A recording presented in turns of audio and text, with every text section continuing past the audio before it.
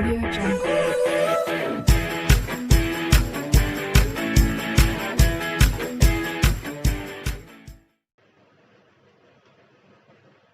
तो स्टूडेंट्स, ये TGT science, ठीक है, ये उत्तर प्रदेश माध्यमिक शिक्षा सेवा चयन बोर्ड प्रयागराज के द्वारा जो है ये एग्जाम लिया जाता है टीजीटी साइंस का।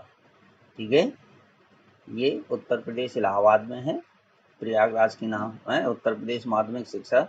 इसमें स्टूडेंट जो टीजीटी के लिए क्वेश्चन पेपर होता है, इसमें 125 क्वेश्चंस जो है इसमें होते हैं और इसकी टाइमिंग जो है वो 2 आवर्स होती है। टाइमिंग इसकी होती है स्टूडेंट्स 2 आवर्स का ये पेपर होता है। तो आज इसके बारे में हम आपको, ठीक है, एक हमारे पास 2016 का है ये क्वेश्चन पेपर, ठीक है, ये 2011 के बाद मतलब 11 में इसकी भर्ती निकली थी और 16 में इसका एग्जाम हुआ था। चलिए देखते हैं इसमें कैसे क्वेश्चन आते हैं। अब ये स्टूडेंट्स पहला क्वेश्चन जो है इसमें केमिस्ट्री का है। इसमें जो सही है वो हरे से टिक लगा हुआ है। स्टूडेंट देखिए, एनिलीन की अत्यधिक ब्रोमीन यानी ब्रोमीन वाटर के साथ जब एक्सेस में हम जो है ब्रोमीन वाटर लेते हैं और एनिलीन से रिएक्शन कराते हैं तो हमें इसमें क्या मिलता है स्टूडेंट्स, 2,4,6 ट्राई ब्रोमो एनिलीन मिलता है। ट्राई ब्रोमो एनिलीन हिंदी और इंग्लिश दोनों में क्वेश्चन है, ठीक है, और आपको दोनों में हम एक्सप्लेन करके बताएंगे।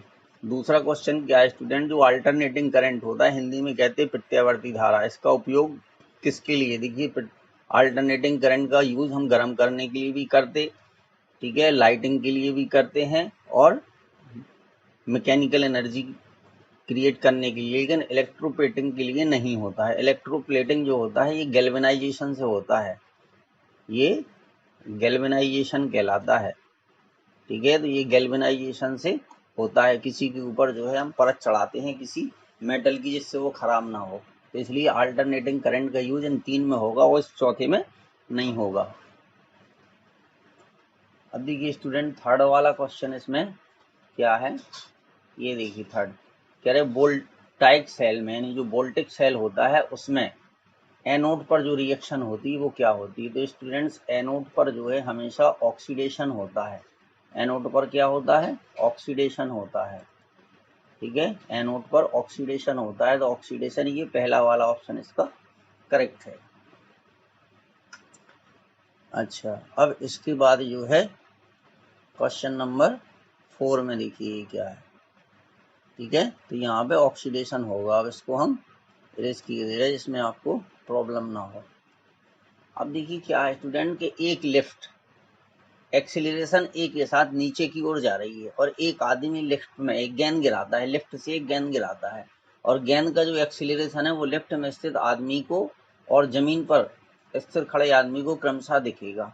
तो अब अगर स्टूडेंट्स मान लीजिए ये आपकी एक लिफ्ट है, देखिए, ठीक है, और यहाँ पर कहीं, ठीक है, नीचे की ओर आ रही है और एक आदमी लिफ्ट में गेंद गिराता है, ठीक है, ये बॉल है, तो ये बॉल नीचे की ओर ऐसे आएगी, ठीक है, और यहाँ पर मान लीजिए कहीं एक आदमी खड़ा हुआ है, ठीक है, तो इसमें क्या होगा कि एक्सीलरेशन ऑफ बॉल, ठीक है, विथ रिस्पेक्ट टू लिफ्ट, यानी लिफ्ट के सापेक्ष जो है जो बॉल का एक्सीलरेशन है तो वो acceleration of ball minus acceleration of lift. तो बॉल का जो एक्सीलरेशन है वो जी होगा और लिफ्ट का जो एक्सीलरेशन है वो ए होगा, ठीक है, तो ये जी माइनस ए हो जाएगा। अब हमें acceleration of ball with respect to ground, तो ए बी माइनस ए जी, ठीक है, तो जो एक्सीलरेशन ऑफ ग्राउंड है, क्योंकि वो जो मैन है जो ग्राउंड में खड़ा है वो तो कांस्टेंट है तो इसलिए उसका 0 हो जाएगा, तो जी माइनस ए और जी है, जी और जी माइनस ए, ठीक है, तो इसका ऑप्शन जो स्टूडेंट्स करेक्ट होगा वो सी वाला ऑप्शन जो है इसका करेक्ट हो जाएगा, ये सी ऑप्शन, ठीक है, ये करेक्ट हो जाएगा। दोनों सेम चीज है, ये हिंदी में लिखा है, ये इंग्लिश में लिखा है।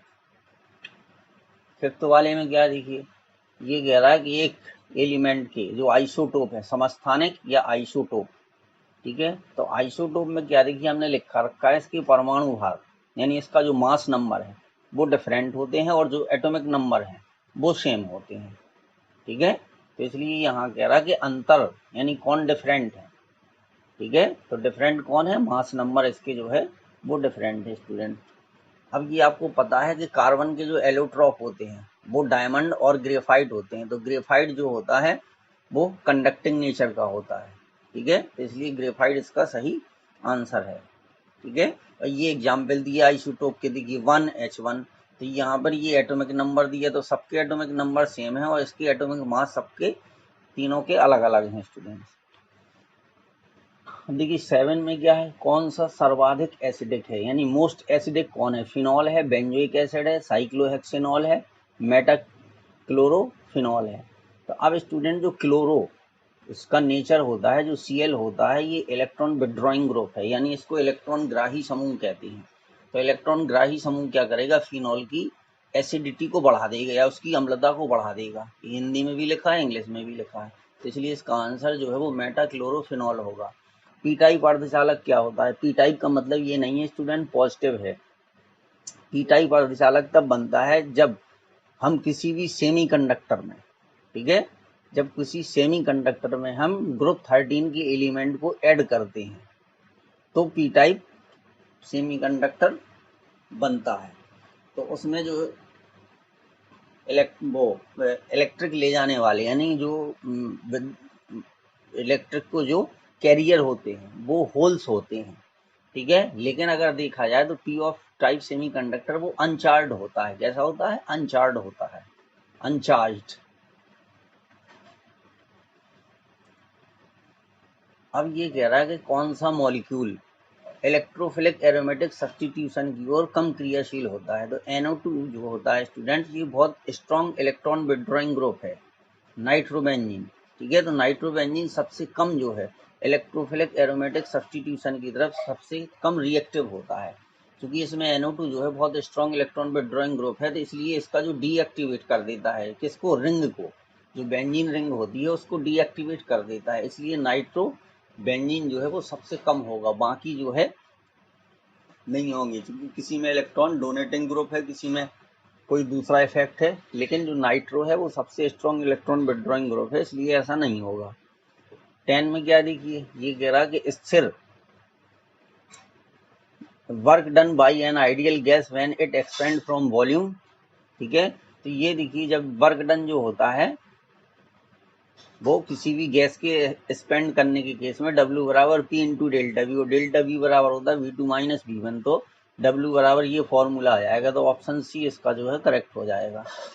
अब स्टूडेंट्स जो है unknown resistance, in Wheatstone bridge method of finding unknown resistance और inductance the instrument use as null detector.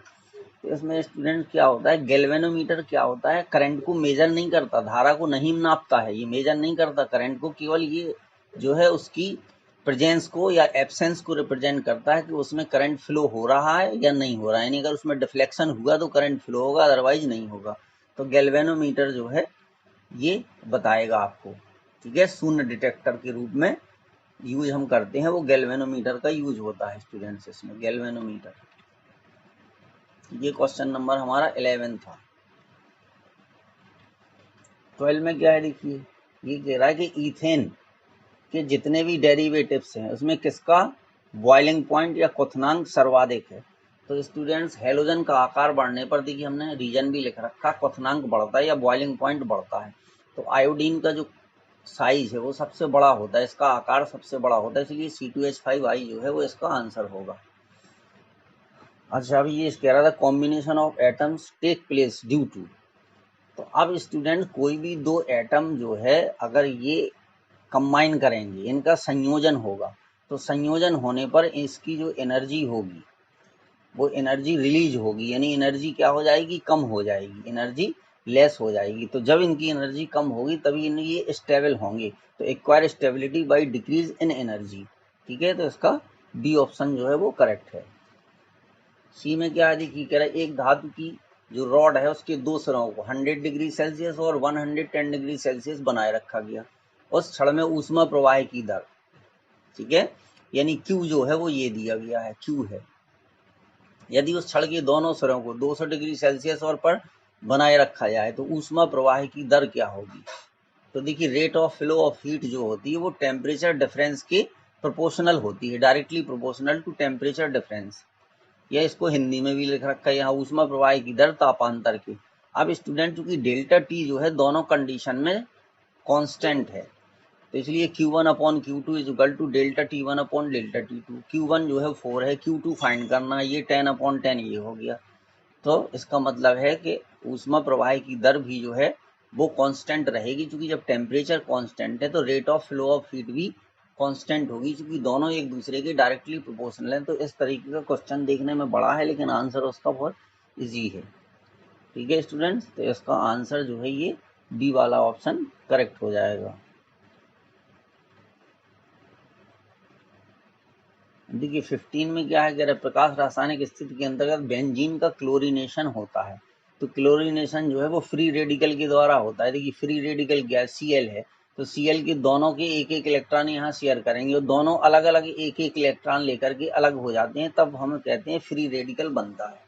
तो इस तरीके से ये फ्री रेडिकल AlCl3 Fe की उपस्थिति में ये रिएक्शन होती है और क्लोरोबेंजीन बनता है। तो इसका ऑप्शन जो है वो सी करेक्ट है। डी में क्या देखिए, कह रहा है एक निश्चित लंबाई की रस्सी का उपयोग एक निश्चित वेग से ऊर्ध्वाधर वृत्त में एक पत्थर घुमाने के लिए किया जाता है, उस रस्सी में उत्पन्न होने वाला तनाव होगा। ठीक है, तो यहाँ पर देखिए क्या है कि अगर हम इसका देखें तो यहाँ पर जो स्टूडेंट्स तनाव होगा वो केवल फोर्स, ठीक है, उसके mg के कारण होगा। तो इस स्थिति में ऊपर जो है T बराबर यानी mg इज इक्वल टू ये हो जाएगा, हाँ वो केवल mg ही होगा। ठीक है, तो उसकी जरूरत नहीं है करने की, यहाँ पर mg हो जाएगा। अब अगर हम यहाँ पर देखेंगे यहाँ पर, ठीक है, तो यहाँ पर क्या हो जाएगा students, T minus m g is equal to m b square upon r. तो यहाँ पर जो टेंशन होगा वो होगा m b square upon r plus m g. ठीक है, तो सबसे कम जो है वो अपर उसमें होगा, ठीक है, टॉप पर होगा, और सबसे ज़्यादा जो है वो बॉटम में होगा। ठीक है, तो ऑप्शन डी जो है वो इसका स्टूडेंट्स करेक्ट हो जाएगा। यहाँ पे हमने निकाल के भी रखा, अगर वेलोसिटी निकालो आप तो ये वेलोसिटी जो है ये बॉटम में है और ये टॉप पर दी गई है। ठीक है, तो उसके हिसाब से भी हम देखें तो यहाँ पर जो बॉटम में होता है वो 6 mg होता है और जो टॉप में होगा वो mg होता है। ठीक है,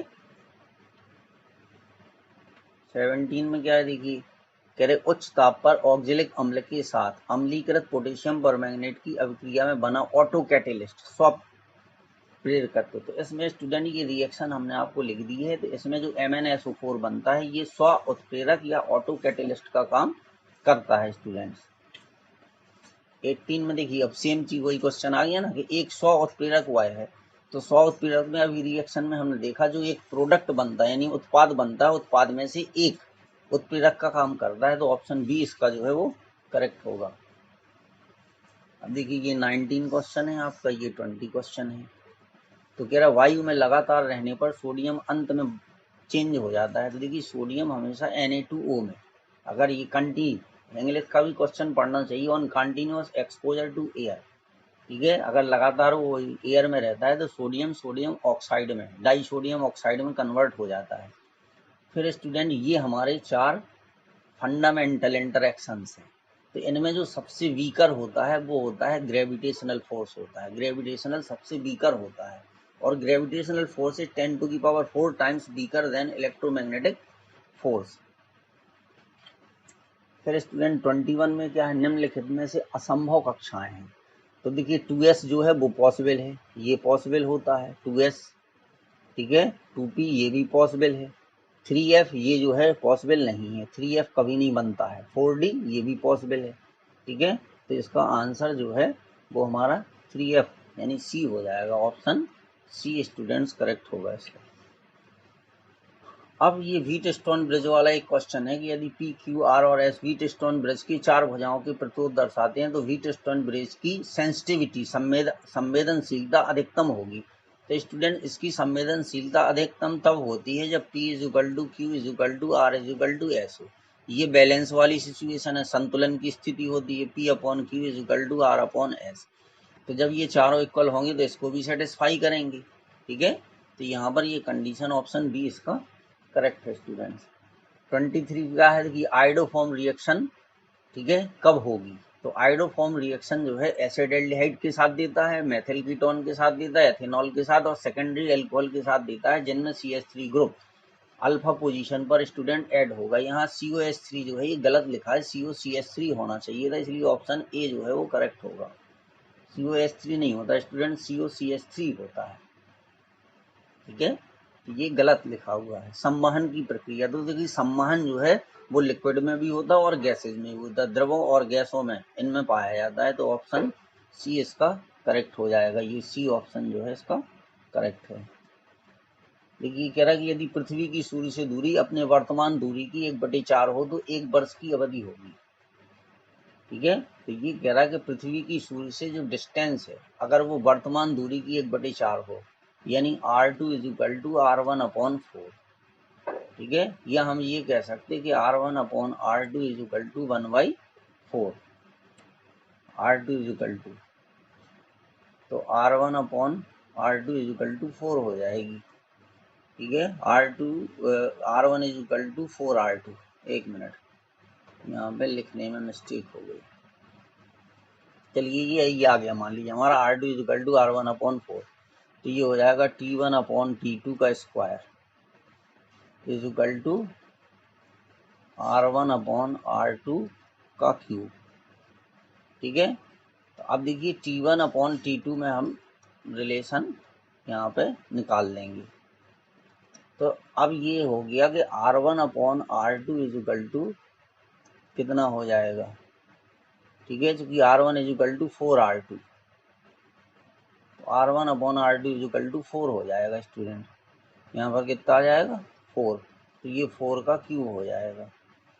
तो T1/T2 का स्क्वायर आ जाएगा 64।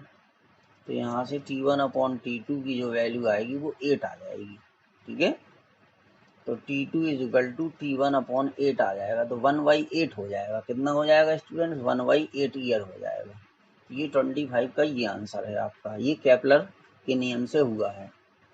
26 में क्या कह रहे हैं, एक रेडियोधर्मी पदार्थ की एवरेज, ठीक है, लाइफ, तो एवरेज लाइफ है मीन लाइफ = 1/λ होता है। लैम्डा कहलाता है डिसेंटी यानी विघटन स्थिरांक। तो ये विघटन स्थिरांक क्या है, यानी जो लाइफ है वो L प्रोपोर्शनल 1/λ के, तो व्युत्क्रमानुपाती होगी। तो बी ऑप्शन जो है सही करेक्ट हो जाएगा। अब स्टूडेंट यहाँ पे LiAlH4 कह रहा है, अगर हम रिएक्शन कराएंगे तो बेंजोइक एसिड देता है। तो जो बेंजाइल एल्कोहल है, क्योंकि LiAl4 के साथ में रिडक्शन होता है, क्या होता है, रिडक्शन होता है बेंजोइक एसिड, यानी ये है CS वो, ये हो जाएगा C6H5COOH। तो जब LiAlH4 तो यहाँ पर रिडक्शन होता है, तो रिडक्शन में क्या होता है स्टूडेंट, एडिशन ऑफ हाइड्रोजन होता है या रिमूवल ऑफ ऑक्सीजन होता है। ठीक है, तो जब इसकी रिएक्शन हम इसके साथ कराएंगे तो बेंजीन रिंग से, यानी हम इसको ऐसे भी लिख सकते C6H5CH2OH, तो एक ऑक्सीजन कम हो जाएगी और 2 हाइड्रोजन इसमें क्या है बढ़ जाएंगे। तो ये हमारा बन जाएगा बेंजाइल एल्कोहल। क्या बोलेंगे इसको, बेंजाइल एल्कोहल। ये स्टूडेंट बेंजाइल एल्कोहल ये हो जाएगा हमारा।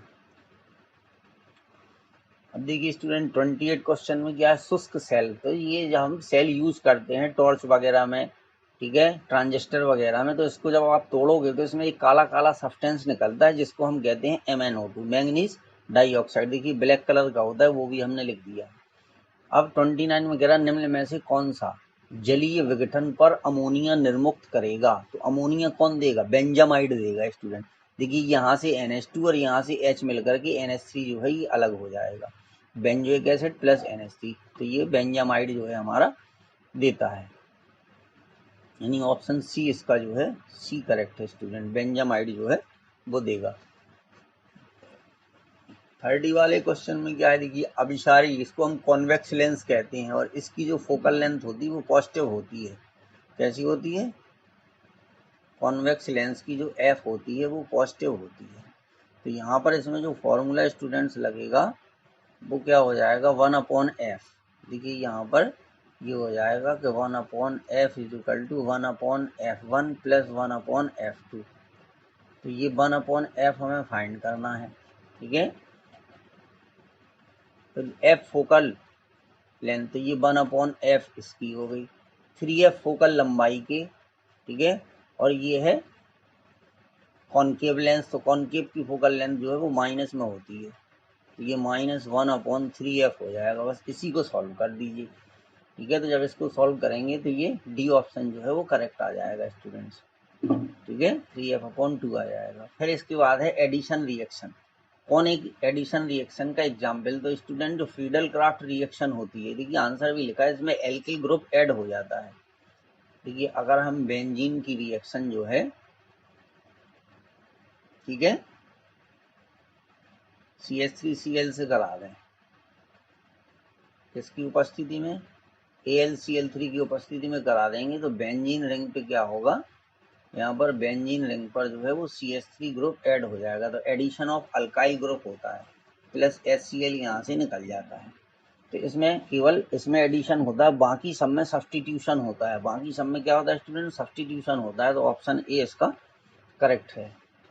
अब देखिए सूर्य को ऊष्मा देने वाली ऊर्जा का स्रोत है, तो देखिए हाइड्रोजन न्यूक्लियाई जो होता है ये संलयन, ठीक है, फ्यूज करके, यानी फ्यूजन द्वारा, ठीक है, फ्यूजन, फिजन होता है, एक फ्यूजन होता है, तो फ्यूजन द्वारा, ठीक है, ये फ्यूजन के द्वारा हाइड्रोजन को हीलियम में कन्वर्ट कर देता है। तो हाइड्रोजन से हीलियम का प्रोडक्शन होता है, उसी से हमें एनर्जी मिलती है, और इस प्रोसेस को हम कहते हैं न्यूक्लियर फ्यूजन। अगर ये पूछा जाए कि ये कौन सा है, तो वो उसके लिए नोट में लिख दिया हमने। 33 में क्या है, देखिए किसका अस्तित्व तो नहीं है, तो NF5 जो होता है स्टूडेंट, तो N जो है ये 15 ग्रुप का फर्स्ट एलिमेंट है, ठीक है। नाइट्रोजन जो है वो 15 ग्रुप का फर्स्ट एलिमेंट है, बाकी उसके नीचे की एलिमेंट है। तो जो फर्स्ट एलिमेंट होता है किसी भी ग्रुप का P ब्लॉक में, किसी भी ग्रुप का क्या मतलब, जो फर्स्ट एलिमेंट होता है वो अपने ग्रुप से उसकी प्रॉपर्टीज डिफरेंट होती हैं। तो इसलिए क्या होता है, फर्स्ट एलिमेंट होने के कारण इसमें due to inability of empty D orbitals in nitrogen, तो इसलिए अपने ऑक्टेट को जो है एक्सपेंड नहीं करता है। नाइट्रोजन में रिक्त डी कक्षकों का अभाव होता है, यह इंग्लिश में भी लिखा है, हिंदी में भी लिखा है। तो ऑक्टेट का प्रसार नहीं कर पाता, इसलिए NF5 नहीं बनाता है ये मतलब है। अब मेंडलीव की आवर्त सारणी में सबको पता है स्टूडेंट्स, ये जो है एटॉमिक वेट या परमाणु भार की आवर्ती फलन होते हैं, यानी उनके जो फिजिकल और केमिकल प्रॉपर्टीज होते हैं वो परमाणु भार के ऊपर डिपेंड करते हैं या एटॉमिक वेट के ऊपर डिपेंड करते हैं। 35 में क्या है, देखिए 35 में देखिए ये दिया गया है कि एक महिला जिसका पृथ्वी की सतह पर द्रव्यमान, तो देखिए द्रव्यमान आप कहीं पर भी मेजर करें, मास हमेशा सेम रहेगा। तो इसलिए इसका जो है 60 kg पृथ्वी पर था, तो चंद्रमा पर भी या जहां पर भी जाओगे 60 ही रहेगा। वेट बदल सकता है, मास नहीं चेंज होगा स्टूडेंट, ठीक है। तो ये इस तरीके से ये है, और कुछ नहीं है। अब देखिए नेक्स्ट क्वेश्चन क्या था, 36 90 डिग्री के स्थिर कलांतर से दो लोलक दोलन करते हैं, यदि उनमें से एक का आवर्तकाल 2 सेकंड है, तो क्योंकि यहाँ पर जो है जो फेस डिफरेंस है वो कांस्टेंट है स्टूडेंट, या कलांतर स्थिर है। तो जब कलांतर स्थिर है तो ω1 = ω2 हो जाएगा। तो इसका मतलब हो गया कि 2πt1 = 2πt2, तो 2π से 2π कैंसिल हो गया, तो t1 = t2, यानी जो उसका आवर्तकाल पहले था टाइम पीरियड वो अब भी रहेगा, टाइम पीरियड जितना था उतना ही रहेगा, 2 सेकंड ही रहेगा, ठीक है। 37 ये नीचे लिखा है स्टूडेंट, 38 ऊपर है, ठीक है। अब देखिए क्लोरीन है, तो क्लोरीन क्या है स्टूडेंट्स कि ये ऑक्सीडाइजिंग एजेंट भी होता है, ब्लीचिंग एजेंट भी होता है, डिसइंफेक्टेंट भी होता है। तो इसलिए ऑप्शन डी इसका जो है वो करेक्ट हो जाएगा। डैनियल सेल क्या होता है, डैनियल सेल में क्या होता है, Zn और कॉपर के इलेक्ट्रोड होते हैं। अब इसमें क्या होता है स्टूडेंट्स के Zn जो मेटल है उसको उसी के यानी जिंक सल्फेट सॉल्यूशन में डिसॉल्व किया जाता है, Cu, तो Zn जो है ये इसकी रिएक्शन होती है, Zn2+ इक्वस, ठीक है, Cu2+, यहाँ पे इक्वस होगा, ठीक है, यानी जली, इक्वस का मतलब है जली, ठीक है। तो Zn2+ इसमें कन्वर्ट हो जाता है, और Cu2+ जो है Cu मेटल में कन्वर्ट हो जाता है, ठीक है। तो इसमें 2 इलेक्ट्रोड होते हैं, एक एनोड होता है और एक कैथोड होता है। तो Zn से Zn2 प्लस एनोड होता है, Cu2 प्लस से Cu कैथोड होता है। तो ऑप्शन ए इसका जो है स्टूडेंट्स करेक्ट है। अब देखिए 39 क्या है, कह रहे बाहरी बल द्वारा एक पिंड पर किया गया कार्य उसमें यह परिवर्तन लाने में योगदान करता है। तो इससे स्टूडेंट उसकी टोटल एनर्जी जो है वो चेंज होगी। The work done on a body by an external force contribute to a change in its. अब इसमें कहीं कहीं कंट्रोवर्सी भी है, कोई कहता काइनेटिक एनर्जी, लेकिन मेरे हिसाब से स्टूडेंट इसकी टोटल एनर्जी ही होगी, क्योंकि एक एक्सटर्नल फोर्स द्वारा किया गया कार्य, क्योंकि इस कुल एनर्जी में चेंज कर देगा। 40 में क्या, आवर्त सारणी में सर्वाधिक विद्युत धनात्मक तत्व यहाँ पे सबसे इलेक्ट्रोपॉजिटिव, मोस्ट इलेक्ट्रोपॉजिटिव जो है वो सीजियम है। ठीक है, यहाँ पर क्या होगा, सीजियम होगा, कॉपर, तांबा, सीजियम, लिथियम। ठीक है, तो सीजियम ही होगा, क्योंकि मोस्ट इलेक्ट्रोनेगेटिव जो है वो एस ब्लॉक में ही है, तो सीजियम हो जाएगा। तो ये स्टूडेंट 40 क्वेश्चन थे जिनका आंसर हमने आपको बता दिया है। बाकी हम जो है नेक्स्ट वीडियो में आपको बताएंगे स्टूडेंट, क्योंकि 125 क्वेश्चन है इसमें है। अब हमने इतनी मेहनत की है तो आप लोग प्लीज़ सब्सक्राइब करें हमारे चैनल को, इतना तो बनता ही है स्टूडेंट। Thank you students. क्या आप लोग भी टीचर हैं, हम भी टीचर हैं। ठीक है, फ़र्क इतना है कि आप दे रहे हैं, हम दे चुके।